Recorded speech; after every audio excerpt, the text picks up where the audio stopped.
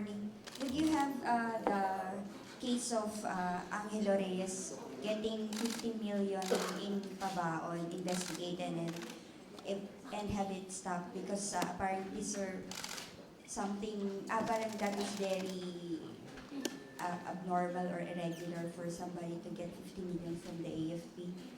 Well, as you were aware, the Secretary of National Defense was in that hearing yesterday in the Senate, and I'm awaiting his report as to what were.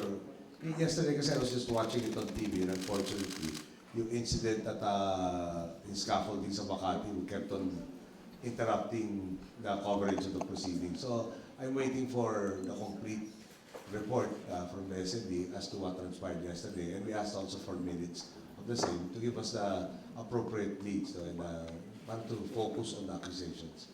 And of course, there will be a corresponding investigation, charting of the direction of how to investigate.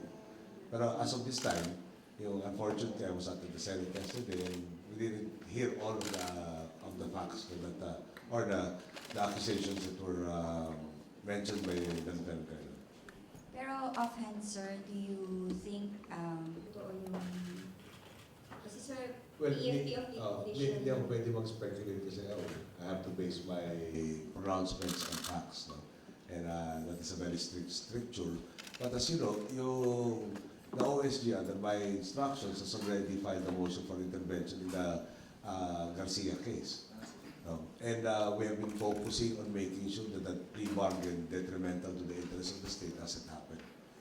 And we've been focused on that. But of course, that is just a portion of what has to be studied further and the necessary motions and actions to be done. Motions meaning mapafile natin sa court, etc. Next.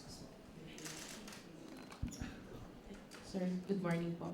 Sir, yesterday, Paris Intelligence Services gave you a briefing on the other side in the afternoon. Could we get what transpired during the briefing, if you had any fresh orders? Well, nag-review tayo ng lahat ng intelligence that we had from last year, and to include also a review of all the travel advisories, just to make sure that we miss anything. At I did ask them, we identified domestic terror groups which had certain intentions, but yung capabilities as to actualize their intentions was under question. Meaning, it was the analysis said that they were not able to do that, at least by last year. There were also conferences on the occasion of the Feast of the Black Nazarene, wherein all the security precautions were reviewed. And again, at that point in time, there were no clear threats that were anticipated. So having said that, there was a review of all potential groups that had manifested or had done a similar incident to the bombing of January 25. Then the steps that are being undertaken to identify the perpetrators, as well as the actual methodology involved in solving this crime, I can't get into. I will not reveal how we will capture them. But there is also, I did order a provision of ₱1 million reward for information leading to the arrest of and prosecution of all the suspects involved in this case. And we will increase that as necessary. There was a review also of all potential threats within the country and the steps we have done towards hardening. And amongst the most salient features are that there is really a need to get force multipliers and the citizen involved in this fight against terrorism.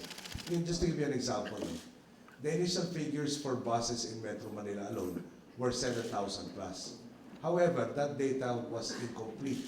It turns out that there are provincial buses that also fly that were not part of that computation, and the correct number is over 12,600 buses. Okay. 12,600 buses, we have 16,000 policemen under the NCRPO.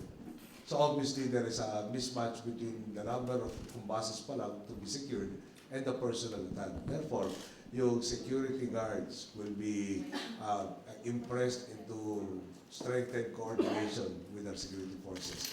Barangay tanods, the barangay chairman, various other organizations will be tapped to provide us a very thorough monitoring arm, no, for the government in our fight against people who will seek to terrorize our citizenry. So that was also discussed. So then I reviewed all of the plans. I pointed out certain areas that I wanted improved, no? And an updating of yung threat pictures for every potential area of concern. Sir, just a quick follow-up, sir. Sir, where will the 1 million peso bounty come from? 1 million fund. There's a contingency and intelligence fund, the Office of the President. Okay, last question. Sir, good morning.